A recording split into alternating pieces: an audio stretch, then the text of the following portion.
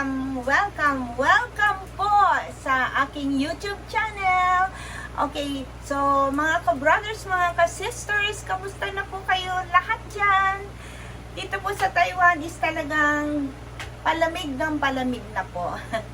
Anyway, mga kasamut-sari, Pinay in Taiwan, hopefully, wish po, na sana po nag-enjoy po kayo sa aking YouTube channel. Maraming salamat po sa panonood ng aking YouTube channel. So, ang ating content for today is kinamatisang isda.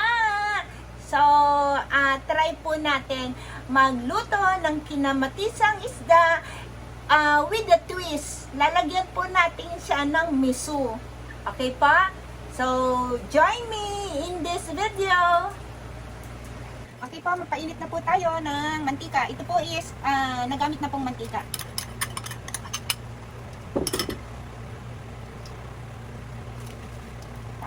Ipiprito po muna natin ang ating isda. Mainit na po ang ating mantika at lagay na po natin ang ating isda.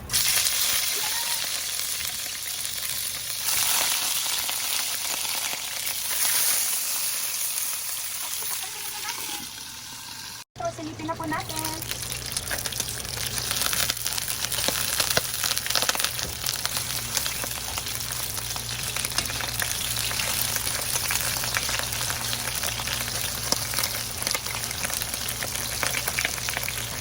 So, okay na po ito.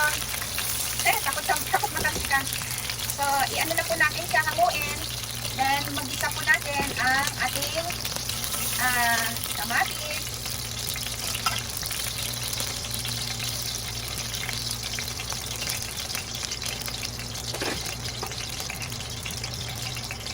First po ang ating luya.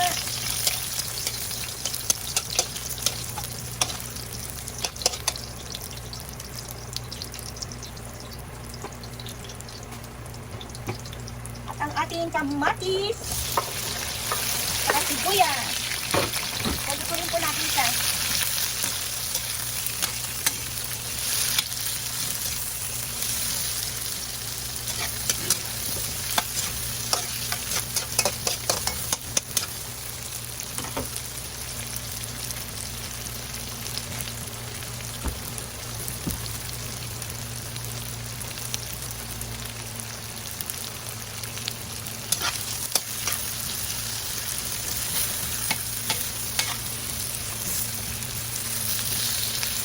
Po natin maigi yung kamatis para at least maglasa.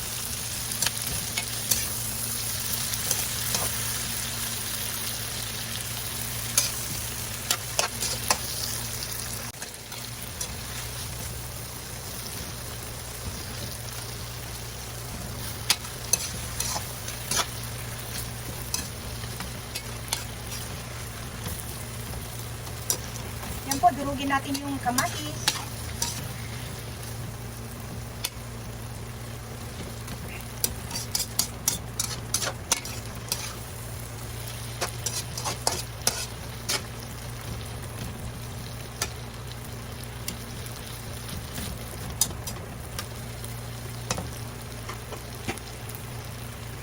Then, maglagay na po tayo ng sili. Mahilig po talaga ako sa maanghang.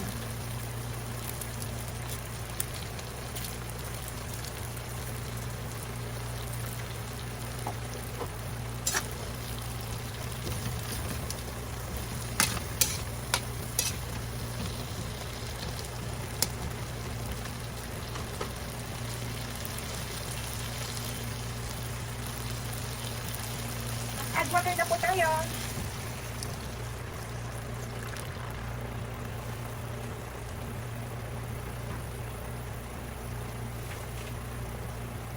At saka yung mga seasoning po. Salt.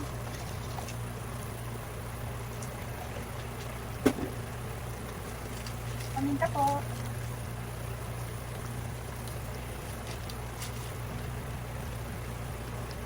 At ang ating seasoning.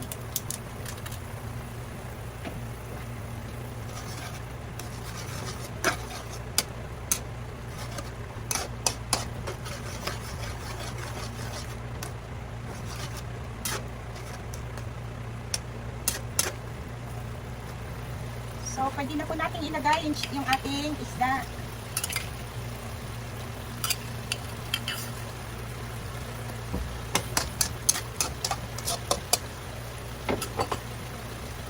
Painaan po natin na Koy. Hintayin po natin ma-absorb ng isda yung kanyang sauce. Check po natin. Baligtarin po natin yung isda para yung kabilang side naman po.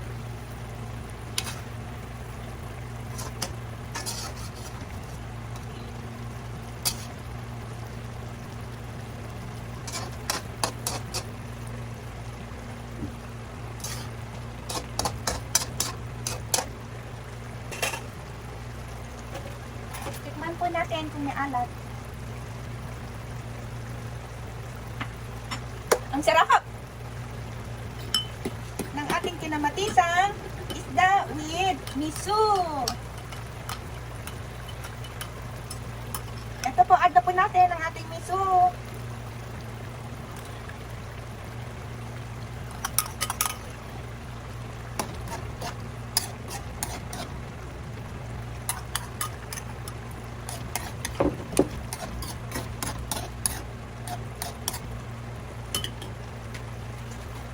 Then, mag-add na po tayo ng ating gulay. Siyempre po, hindi mawawala ang gulay.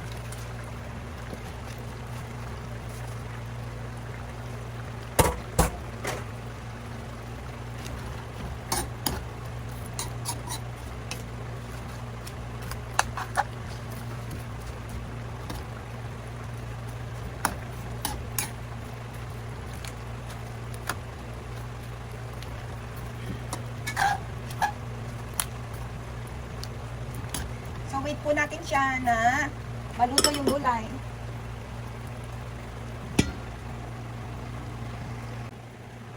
Check po natin. Ang bango-bango po niya.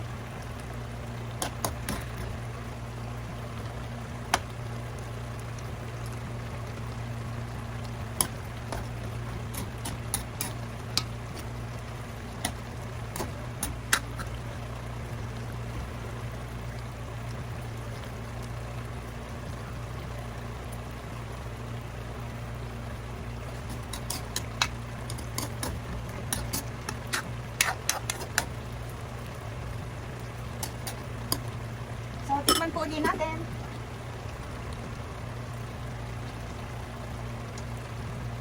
Okay na po ang kanyang lasa. Sarap.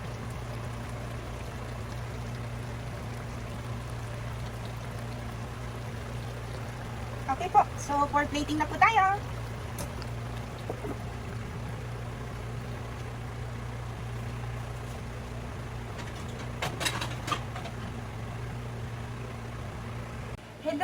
Hello po!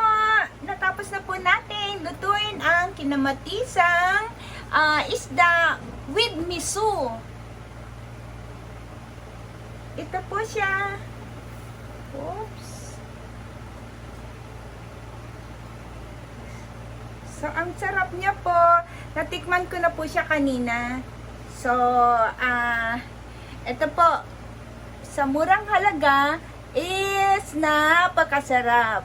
Isda po, i-fry nyo, then haluan nyo po siya. Kamatis, alam nyo po, ang mahal ng kamatis ngayon, pero no choice. Kailangan nating magluto ng kinamatisang isda with miso. Okay po, tikiman time.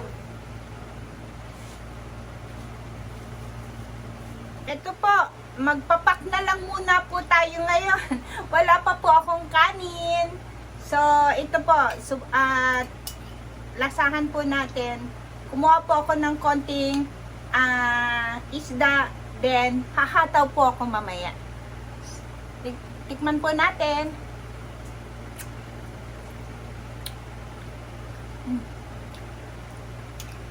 Sarap. Actually, para sa akin po, kulang pa po ng alat. So, mamaya, pagka naluto na po ang aking rice, magpa-prepare po ako ng patis para may sausawan.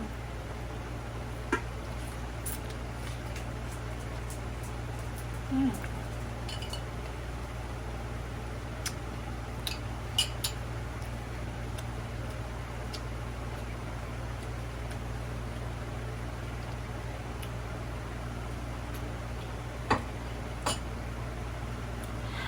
Malasang-malasa po yung isda dahil na-absorb niya po yung sasabaw. So mga ka-brothers, mga ka-sisters, ano pa po ang inyong hinihintay? Magluto na rin po kayo ng kinamatisang isda with a twist. Yun po yung inad natin na miso. Okay po? So mga kasamot-sari, Pinay in Taiwan, maraming salamat po sa pag-join nyo sa aking vlog for today. And sa mga nakapag-subscribe na po, maraming salamat po. And hopefully, yung mga hindi pa po nakakapag-subscribe dyan, please, mag-likes po kayo and subscribe. Okay po? Maraming salamat po and God bless us all.